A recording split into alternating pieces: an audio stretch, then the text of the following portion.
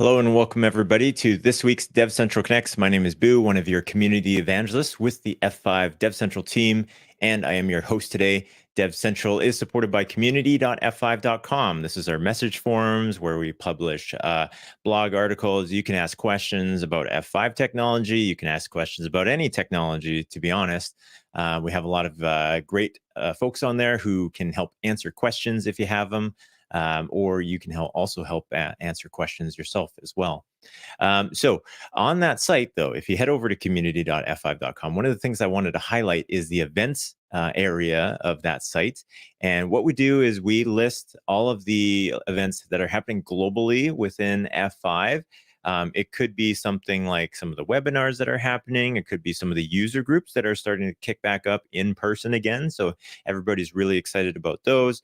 We're starting to bring on user groups within the community.f5.com forums as well. So look out for that. There's one for the Ohio users group. There's one for public sector types of clients as well. If you fit into federal government, local government, state, local government, education, that kind of stuff. We have a group for you as well.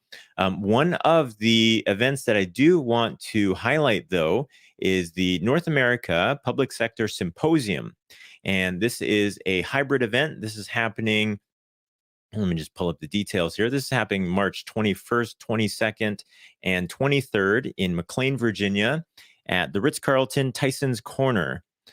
So if you are in the area, would love for you to go check that out because we actually have in person Francois Locodono, our CEO and president, Kara Sprague, our chief product officer as well. And they're always great people to listen to. They always have really great insights to share. A couple of things that are happening during that event is some training sessions that are happening on there. So if you are looking to level up your skill set with F5, you're looking to write certifications for F5, be sure to check out that event as well.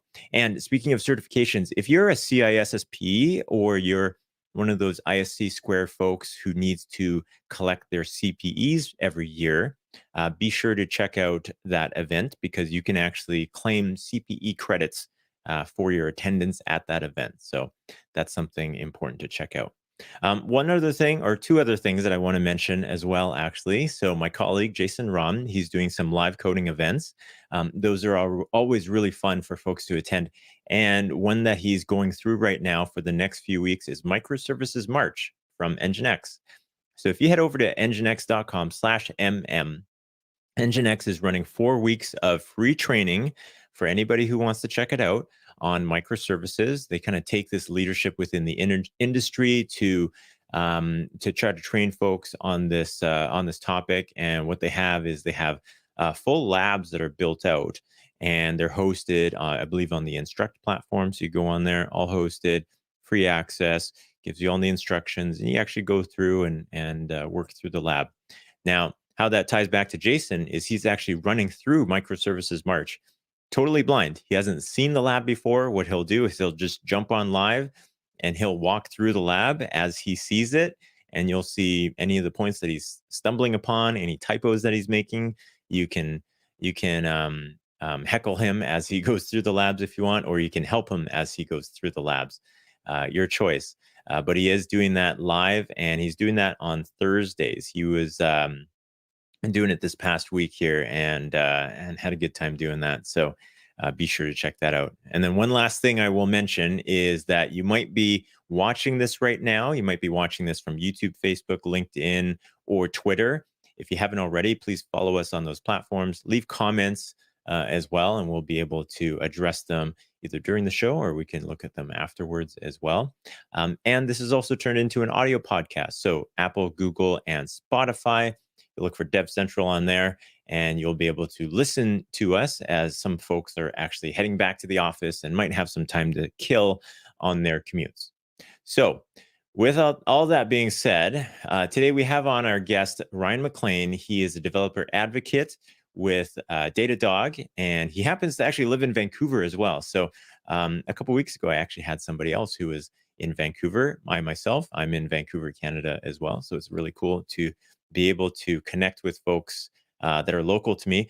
I don't know why I didn't think ahead and actually do this in person, but anyways, we'll figure that out for another time. So without further ado, let me bring on Ryan.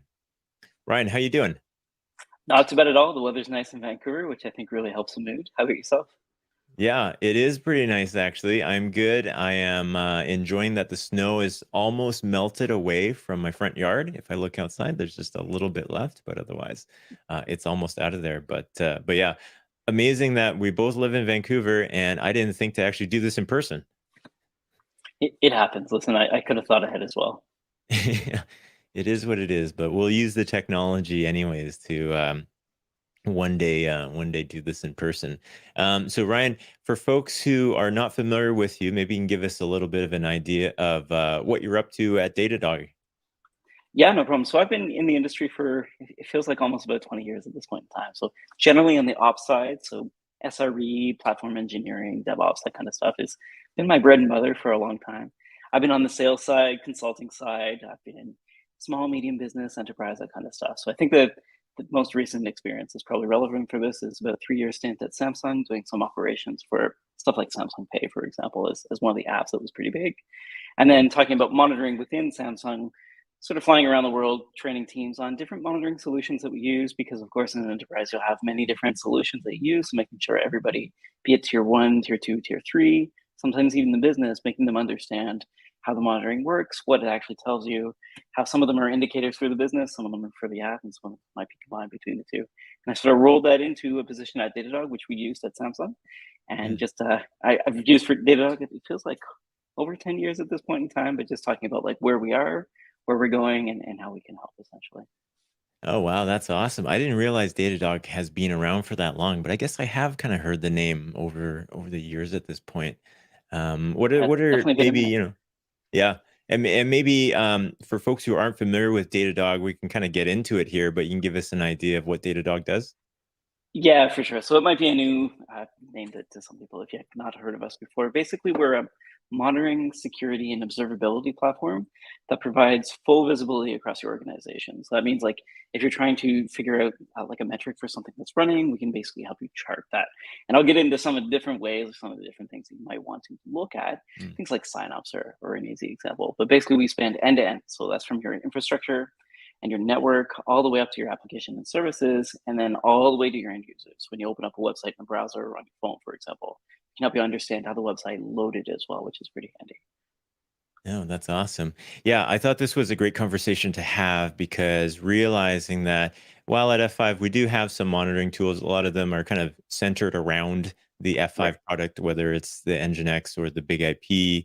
And so obviously we're not the only things in the environment. And so a lot of customers ask us on how to feed our data into something else because we do capture a lot of data. Everything's decrypted as it runs through us. So pretty cool spot to actually gather some interesting information about what's going on. And we actually have some integrations with Datadog. So today we're going to be talking about monitoring for everybody. And maybe you can lead us through that. What are your thoughts on monitoring? Yeah, so basically, a lot of the times when we talked about DevOps, one of the biggest things that we were approaching is just to break it down for some of you who may not be familiar with it, but it's the culture, the automation, the measurement, and the sharing. And basically, what I'll talk about today is that A and the M part. So the automation and the measurement part is essentially useful for everybody who's in not just like a software company, but most companies. Actually, monitoring is pretty important for most of the things that you're doing.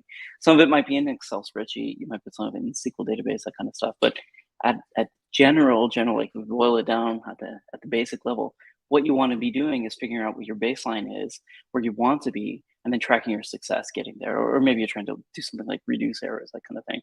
So it's pretty generic. However, it's very powerful. So measuring what you're doing, be it in business intelligence or on the finance side, is very important as you grow as a business. And that's kind of what I want to talk about today. Yeah, cool. Let's get into it then. Sure thing. So the first concept I want to introduce is it's called, and this is my kind of like a rubric, a good way to remember it, but it's Mm. called Let's Use Red. Now three of these are kind of the same thing. So Let's is the four golden signals. So you've probably heard of something called like latency, errors. Stop me if this is ringing a bell, but traffic and saturation. So basically, latency is like how long it takes for your service to handle a request. So it could be something like an F5 big IP. So if I send a box, some information, how long does it take to process or apply a rule to it? And often, like looking at one specific transaction might be a little bit difficult, but in en masse, it might be interesting to look at like your P99. So what percentile of the traffic is very slow? What does that look like? When does it happen? Is there a trend? That kind of thing. Or maybe it's something like on average, how long does it take for something to go through this system? Or maybe it's something like what is the fastest I could possibly achieve, or what is my current state, my steady state, and then what is the traffic like on something like a Black Friday? What does that look like when I'm handling a big spike of traffic? What does that look like? And the second one is errors, which most people will get, but just in case, like it's essentially the rate of failing requests. And then the traffic is basically at what clip am I going? How fast am I going? If there's an RPM meter for this, if we're going to use like a car analogy or something like that, how quickly are things going through it? Is it megabits per second, megabytes per second? Is it terabytes, that kind of thing? How many, is it maybe like IOPS or something like that? How quickly are handling requests that are going through it? And the last one is if there's a definition of full. So on the networking side, it's a little bit easier because you might have like a 100 megabit link. How close to full are you? So let's say you could 100 megabits, the capped rate, you measured its max at around like 89, let's be honest, and let's see how close you are to that. So that's let's, and use is very similar. And the reason I remember all three of them together is because they're kind of related. So use is like a utilization, saturation, and errors. And then red is very similar, but it's going to be like rate, errors, and duration. So you can see that all three of these are related. But if you want to remember one thing from today, it's that let's use red. Now, you can think about this as something that could actually apply to a lot of things. And you know it's bad when we start trotting out the car analogies because it's going to be something that's useful for everybody. But essentially thinking about monitoring in these sort of building blocks is a very powerful paradigm when you're thinking about other things that you're trying to measure. So you want to figure out like, what's your maximum speed that you can go at? How close are you to that speed? Are there any errors during that time? How close are you to filling up like the actual amount that you've got? And that can be like a scaling thing. So let's say you've got like one link, you need to go to like an aggregate, or maybe a 10 gig link. We were talking about 100 before. You're going to like 1 gig or 10 gig link, or maybe something in fiber. Figuring out in capacity planning as well is quite handy. So basically using that four golden signals to kind of talk about other things in the industry that you're working with on a regular basis is kind of what I'm getting at. That's sort of the crux of the issue. And we can kind of apply it to different scenarios here. I was picking networking in cars, but you can see that it will apply to many things. So it could be something like capacity of development. So how many devs do I have? How many features can I put on a regular basis? It's a little bit reductionist because obviously different codes is different. But if you're going through something like microservices and you've got a template set out and you know, hey, a feature normally takes me about a month to deploy. I'm being a little bit we'll call it optimistic, or maybe it's something like a security fix. And the question is, what does that mean time to deliver? So if I have a security fix that needs to go out for a service, how long does it take me from committing it to getting approved to rolling out in prod? So that's kind of the big idea. That's cool. Interesting on so when you talk about capacity, I'm kind of interested in figuring out like how do you actually come up with your capacity? And I don't know if you have any examples, but like, you have your spec sheet that says Right. you should be able to do this, but then in the real world, the traffic had some uniqueness to it. You're not going to get those numbers that people advertise. So is that part of the exercise is actually trying to, if it was traffic, just trying to throw as much traffic through as possible, and then that's your benchmark? You got it. Yeah. So I'll pick an example just for fun, but there's a framework from Microsoft called the Cloud Adoption Framework. It's pretty good. It's basically about talking about like how to migrate to the cloud, where the steps you could take, that kind of thing. We had a joint blog post about it, I think a year, maybe a year and a half ago. But basically the main thing is to not only like have your spec sheet, so what's written on paper, your theoretical maximum, but also testing it. And when we're talking about things on-prem, so we were talking about like line speeds, for example, on a NIC, like a network interface controller, like that makes sense. So you've got 100 megabit, 1 gig. Some of those new adapters might be like 1 to 5 or 1 to 10 kind of thing, a lot of variable speed. But the main thing is to test it on-prem. No problem. You can probably get your theoretical max. Figure out you might lose like, I don't know, 10% for protocol overhead or something like that. But when you're in the cloud, things are quite a bit different actually. So let's say your baseline was set on-prem. You've got like a server talking to a database server. You know that it needs to go at this clip in order to do something like a backup, which is going to use quite a bit of bandwidth as it's going through it. That scenario that you're running through on-prem, you say like, hey, we need to do a backup, and when we do the backup, things might be offline. We're being, again, a little bit pessimistic here, but like when it's offline, I need to make sure that as I'm doing the backup, it happens very quickly. That same process, let's say you've moved it up to DR in the cloud, might be variable. And I like what you said there, because like testing it one time might not be the same time as, let's say, a new Netflix show dropped and you happen to be in the same AWS region, or perhaps there's somebody else running backups at the same time. You've got like a noisy neighbor, that kind of thing. Now, these are supposed to be what we'll call them like reduced, or not as effective, or not take as much of an effect on you in the cloud. However, that being said, it does happen. So it's one of those things that you want to test on a regular basis, not just set once and say like, hey, it looks like this all the time, but expecting that it might be, plus minus 10%, plus minus 20, depending on the cloud that you're in. It could actually take a lot more time to do that backup that you're talking about. So putting in a bit of a factor, like a risk acceptance, or a factor knowing that if it doesn't happen, hey, it could take twice the time, worst case scenario, as opposed to just looking at our average here. Maybe we're going to look at our P99 or P95. When I'm saying this, the P99 or P95, I'm talking about the percentiles. So if we're going to be looking at the slowest traffic, what does that slowest traffic look like to give us the worst case scenario? When we talk about P95, P99, or P99.9, we're basically looking at the nth amount. So that the top slowest 1%, or the top 5% slowest traffic. What does that look like? So I can start to capacity plan, or maybe plan on that backup. So like, hey, you got a telecounting, this backup's taking a lot longer than we expected. It should not be blocking, but it's still happening. Because of that, here's our prepared plan. Here's our SOP doc, or what have you, that's going to allow us to work around these issues. But the main thing is baselining, and then looking at what your current measurements are, and then comparing them to your baseline in order to plan for the future. Because just going in with a plan is good, but you got to actually look at what happened and then change your plan for the next time it happens. Because the onus is basically on the operator, right? If the next time you go to run something and it takes longer, then it's important for you to be able to know that there's like a plan B, or something that you've measured before. So this is within tolerance, or hey, this is actually abnormal behavior. We need to pick a plan C or a plan D, or what have you. But that's the main thing that the CAF puts forward. So not just saying, hey, I'm going to migrate, have a plan, migrate, but also think about your lessons learned. And the next time you go in to do something again, apply that logic that you learned from the last step in order to make sure that it goes smoothly, or that you get another plan to handle it. And I'm just picking that framework. There's a few other ones like landing zones and AWS, another one. Think about different guardrails and happy paths that you can choose. But I find the CAF is a pretty easy way to talk about this. Yeah. Okay, cool. What's next from there? I think the main thing is, so once you've done sort of your planning, your capacity management, then it's like, I want to say like day zero operation. So that's your planning, like your pre-work. So you're about to do something, you've done it. Let's say it's deploying a new service that's got an effect on that database server that you're using. In the dev environment, it looked like this. In the staging environment, it looked like this.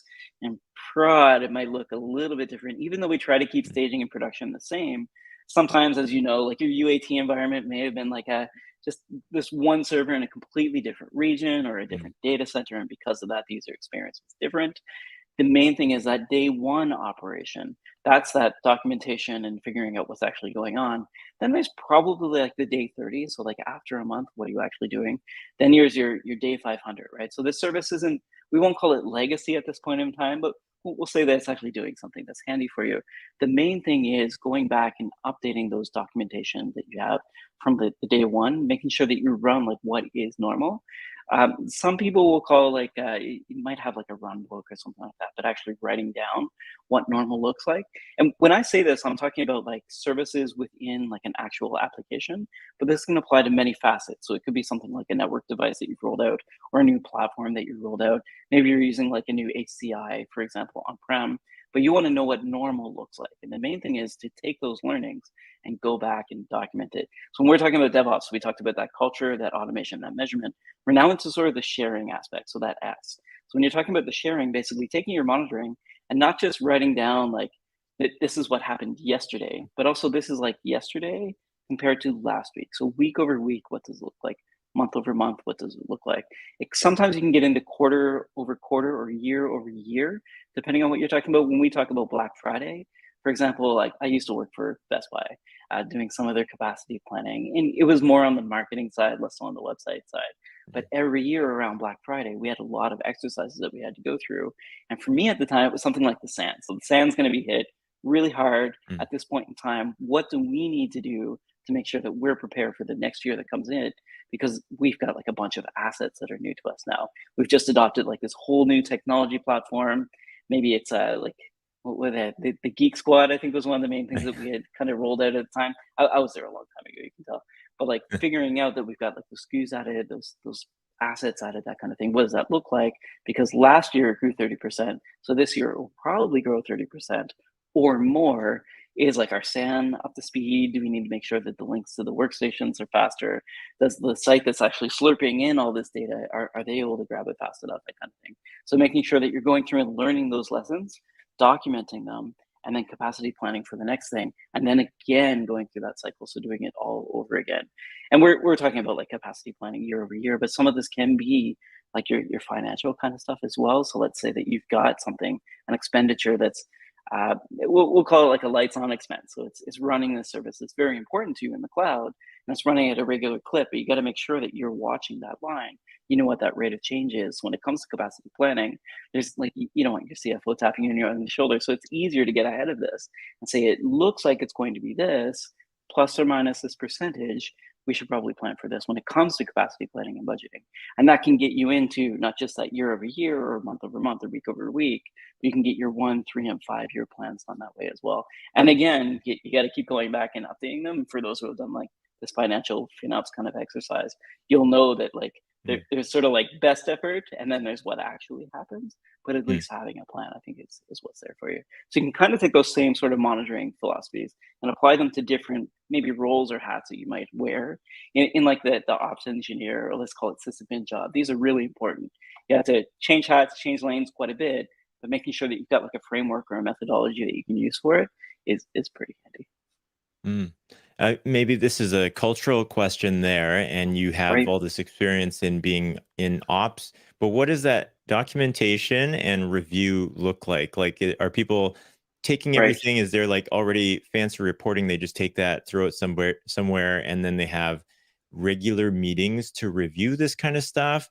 And then second part of that question, is it up to the owner of the, like, let's say, the people that operate Datadog, for instance, maybe that's a separate team, and they operate a whole bunch of uh, things for the platform, and then you have your NetOps team or app developers, and they are consumers of it. The data is more important to them. Are they the ones that own it at that point? They own that documentation. They're responsible for reviewing. Yeah, so at Datadog, obviously, it depends. It depends on the team. But what I can talk about more generally is sort of like that Archie approach, or maybe the RACI approach, or you might have Mm, heard of like RASCI, but basically just talking about, for this documentation, what is the scope? One, so like when you create a doc, and this doesn't need to be like a fancy SOP process or a standard operating procedure process or anything like that. It can be a doc in SharePoint, it can be in Confluence, it can be what have you. I think the most important thing is understanding, one, who your audience is. So knowing who needs to be like informed by this, figuring out who your stakeholders are. So who needs to be like consulted or maybe brought into the process. And then what I think what you're talking about specifically is who's responsible for this.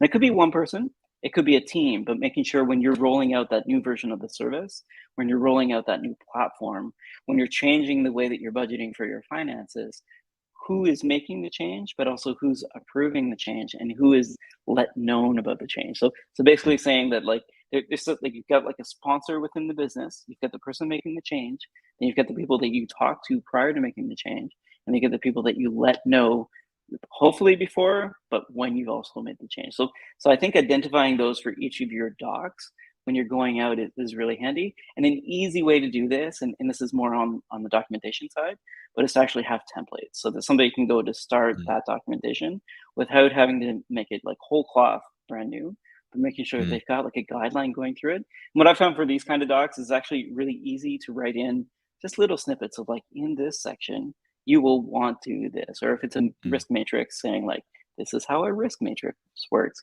This is what you'll need to know. Same thing for the ARCI or RACI or RASCI. Make sure that they know what each portion does and why it's important. I like to think of like the 5 W's for a lot of these docs. So like if you're thinking about who, what, when, where, and why. This is kind of the who bit, like who is the audience for this doc, who's going to update it, what does that schedule look like, how are they going to do it, those kind of questions come into play. But I do try to answer those in kind of the summary of the doc, just to give people like, this is how you're going to use it. Remove this section, it's in red when you clone this doc, but make sure you read this bit and then use the sections for each. I think that's kind of the approach, and we can get into a little bit of the GitOps side, like whether or not you put this in as a README and people approve it, or whether you've got like an approval workflow in something like in a Frusco or SharePoint or Confluence, what that looks like. But that draft process can also be pretty important. And depending on your regulatory like appetite or concerns, you may actually need like a physical signature or one of those sign-offs as well, just to make sure that it's rubber stamped, depending on how serious it is and what the industry is.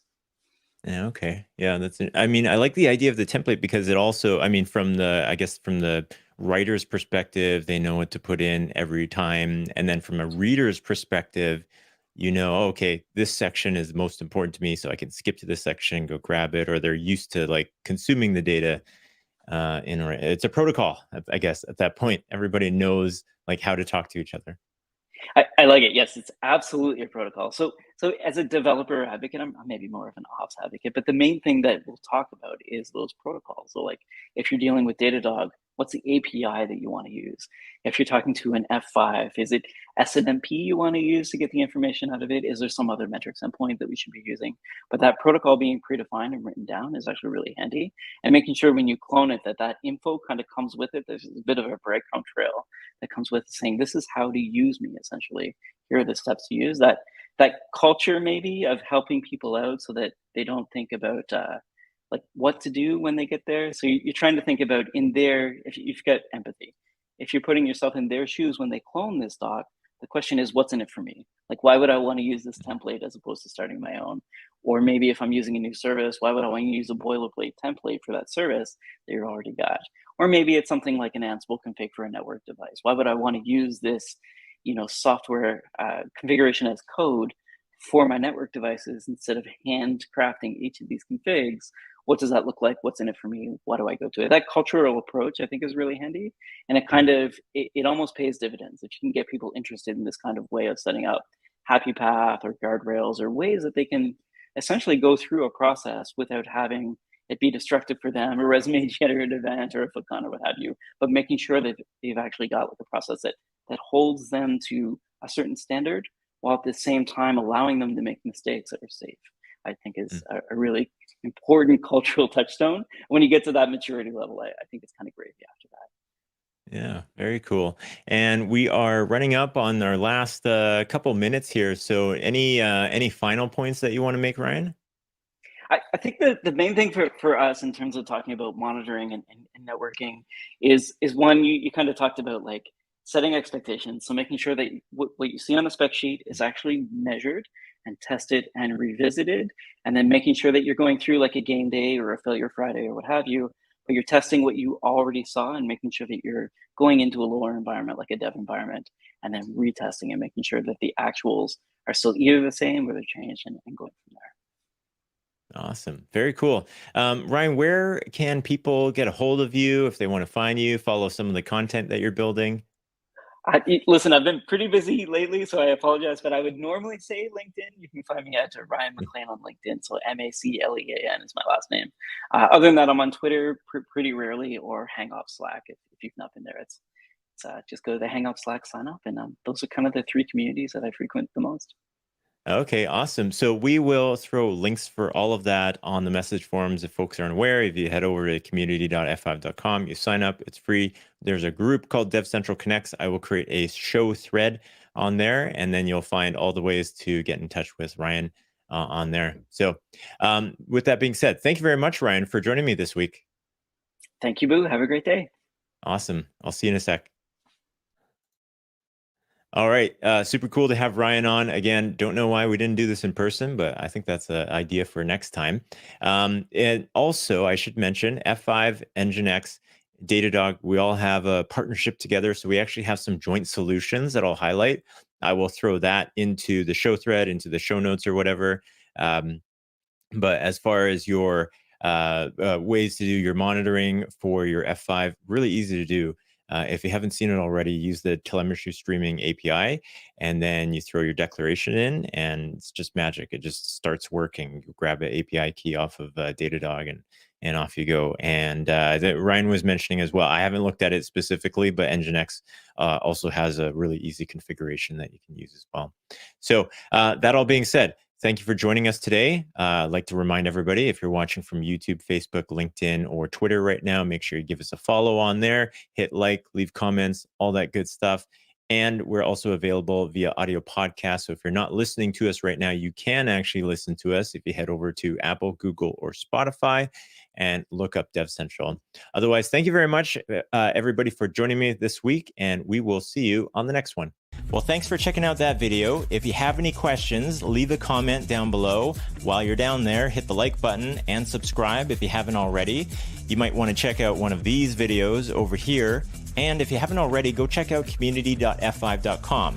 This is where all the DevCentral Connects hosts hang out, as well as the rest of the community. It's free to sign up, and we'll see you there.